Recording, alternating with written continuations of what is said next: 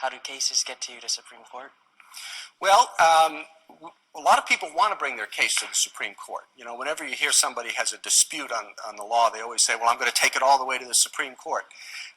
We get almost 10,000 cases every year of people who want their case to be decided by the Supreme Court, and we hear fewer than 100 of those, less than 1%. But you have to file a document that we look at and we decide, is this one of the cases? Is this going to be one of the, say, 90 most important cases for us to decide this year?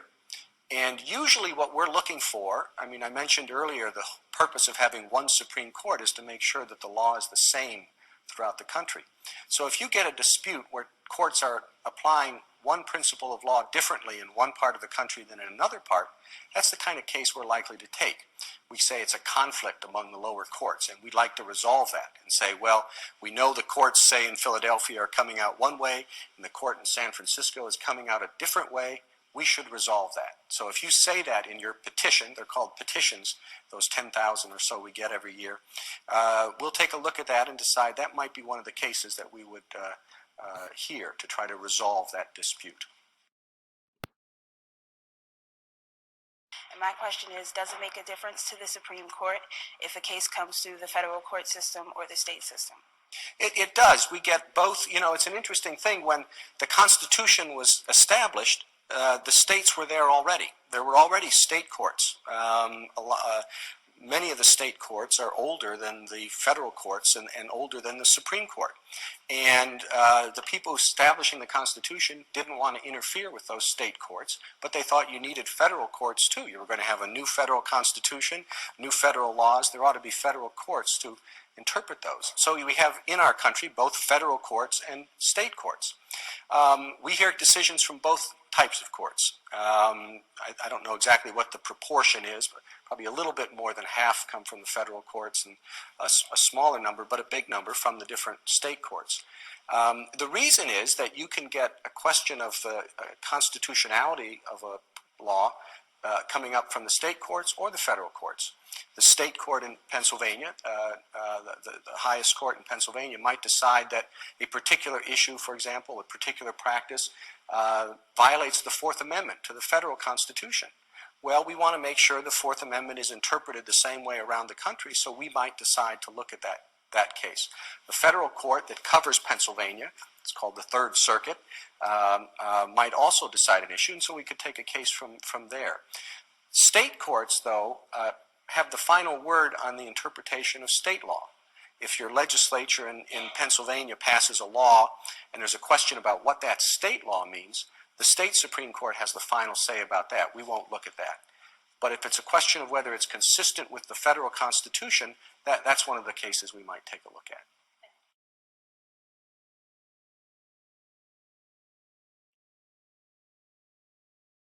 My question was, how does the court actually decide which cases it wants to hear?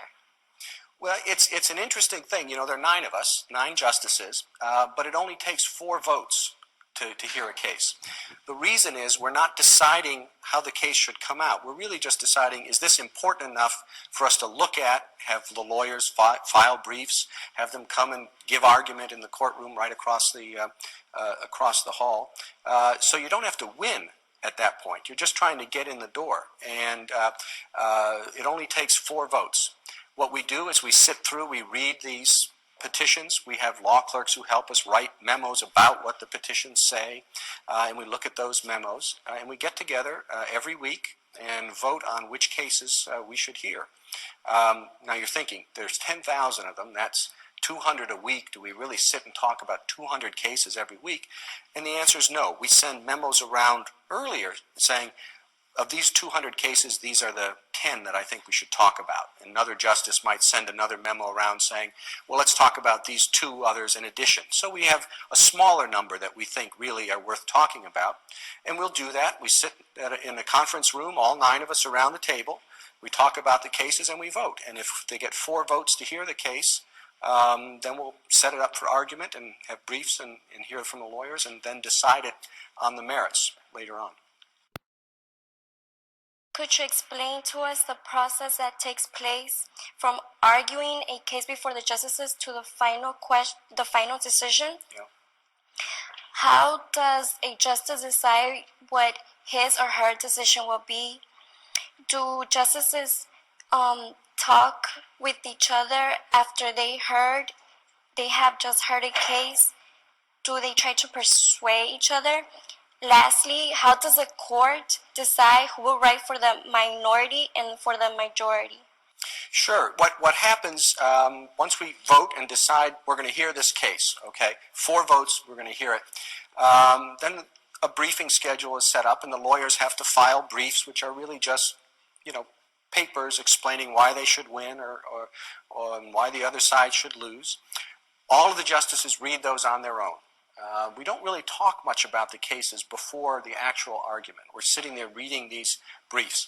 The one side files its brief, and then a month or so later, the other side files a different brief saying everything the other guy told you is all wrong, and here's the right answer.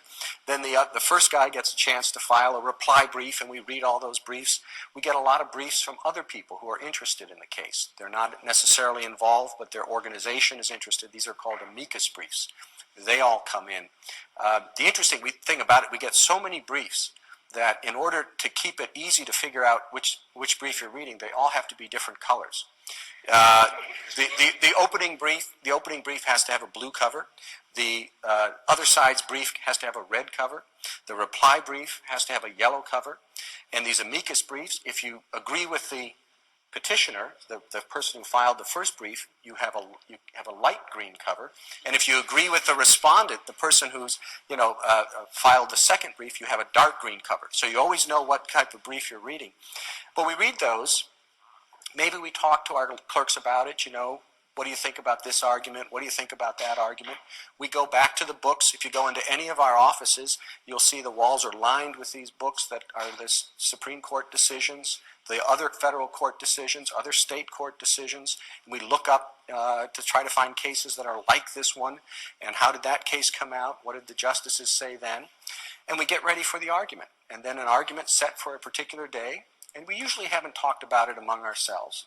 We go out to the argument, and then for the first time, through the questions, we learn what each other of the justices thinks about the case.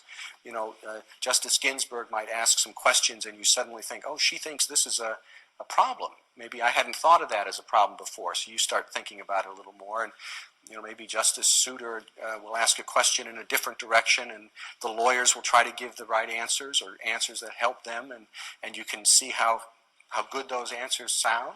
You might have particular questions. When you were looking into the case, you thought, well, I wasn't really sure whether that lawyer made the right objection when the case was tried, so I'll ask that question. And you ask, say, well, counsel, did you object to this below? And if so, where? Where in the record? And you have to be able to say, page 258 of the appendix, you'll see that in the transcript I made that objection, or I didn't. Well, why not? And then the argument ends. And we go twice a week. When we're hearing arguments, we have what's called a conference. We hear arguments Monday, Tuesday, and Wednesday. And on Wednesday afternoon, we have a conference about the cases we heard on Monday.